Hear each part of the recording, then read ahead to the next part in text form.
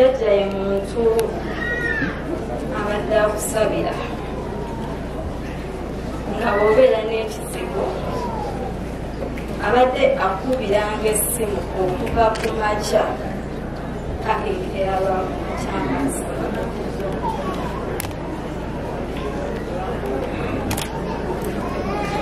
Jjajja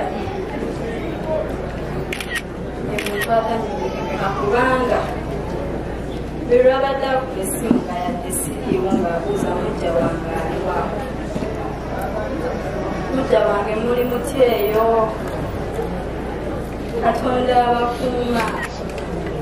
Bwe lwabadde oli awo olaba mesagi ku ssimu naye nga yonna eyogera ku kimu Katonda. Kyasanyu ekisinga kijjajja waffe afiiridde Katonda era kyemmanyi omwoyo gwe buli waggulu era ali bulungi. Kyemmanyi jjajja afudde musanyufu olw'ensonga ffenna ng'abaana, ffenna ng'abazzukulu, ffenna abantu atusiibudde era kyetumanyi nti Mukama agenda mutukuumira paka naffe lwe tulimwegattako. Ensembayo bagamba mwebale kulaga jjajjaffe kwagala okubeera kwammwe wano eno kwonna bwe tulaga jjajjaffe abadde muntu ayagalibwa. Buli omu gy'ali era buli omu gy'avudde Mungu amuddizeewo ku buli kimu kyajjeewo. Ekisabo kimu Katonda omwoyo gw'omugenzi gwa jjajja waffe agumuzesa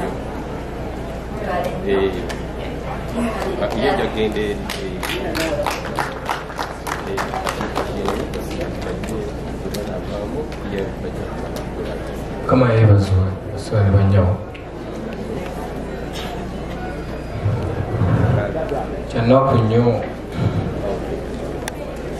Kyannaku nnyo okufiirwako jjajja waffe mukyala wange gwe mbadde njagala ennyo, maama wa taata wange, muganda w'abangi. Kibi nnyo nti atugenze ku maaso nti yatusibudde kuba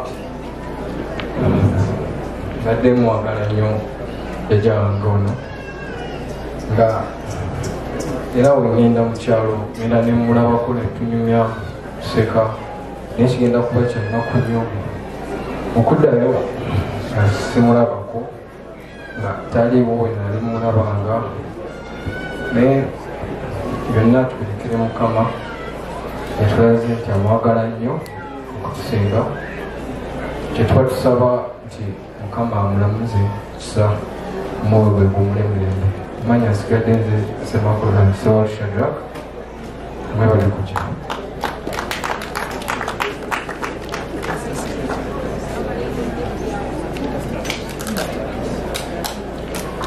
Abazzukulu bano banafuye saba yandonera Merisi ono naye biganye. Abo bantu balira Merisi biganye, abalenzi mutambule, musajja abamugungu atyo. Bantu ba Katonda ebakwaniza Mukama waffe Pastor Simeon Kaiwa atuuse tukubira engali z'omuyiika wabula ekyaki yonna, era sijja kuzzaako nnyo bingi.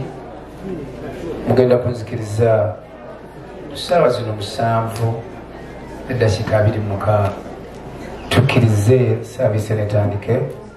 Speeches zonna tugenda kusooka ate tuziyimirize, tujja kuzitandika wakati w'essaawa 8.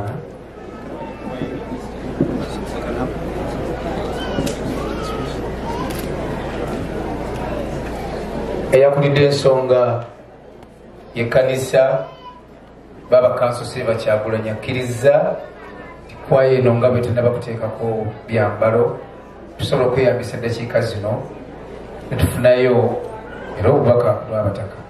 Nsaba ku lw'abataka ateekwa kubeera ssentebe jangu otuuse obubaka obukubagiza n'obusiima ekitundu kyo ebikoleddwa ku lw'amaama. Ssebo kiyamaani jangu tugguse ensonga eno mu dakiika 2 ate tukyali mu bbanga likyali lyewala toyinza kusabiramu kalulu.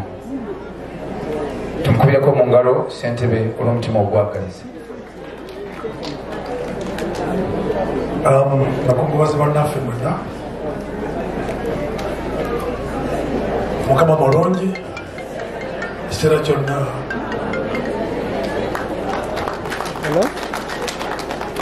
Mu mbeera eno tusanyusa okubalaba newankubadde tuli mu nnaku, naye tusanyuse okubalaba. Abakungu abavudde mu central government, abakungu abavudde mu central government, mwenna abavudde mu bitongole radio, mwebale kujja, mwebale kutubeererawo, mwebale kujja kulaga mukwano mama Nalubega. Kino kiraga mukululo Nalubega gwalese, alabika abadde muntu w'abantu nnyo,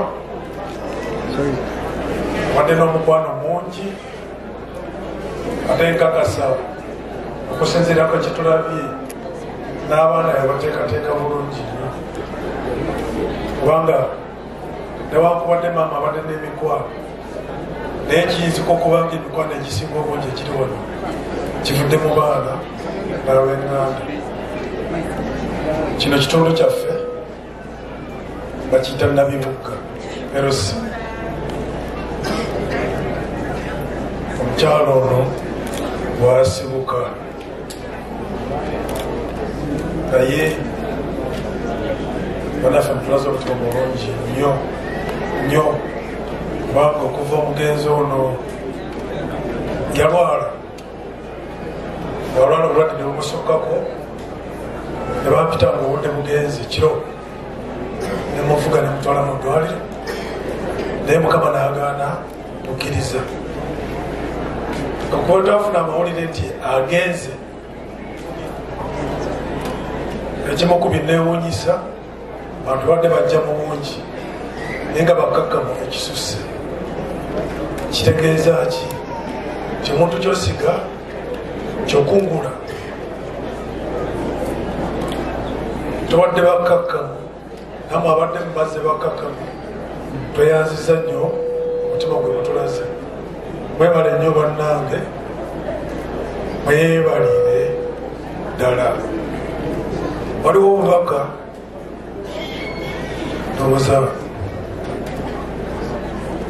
obwa Honorable Sulaiman bulabika bujja kusomwa, bwatose mu mikono emituufu. Tweyanza nnyo, tweyanze. Ssentebe tumwongere engalo.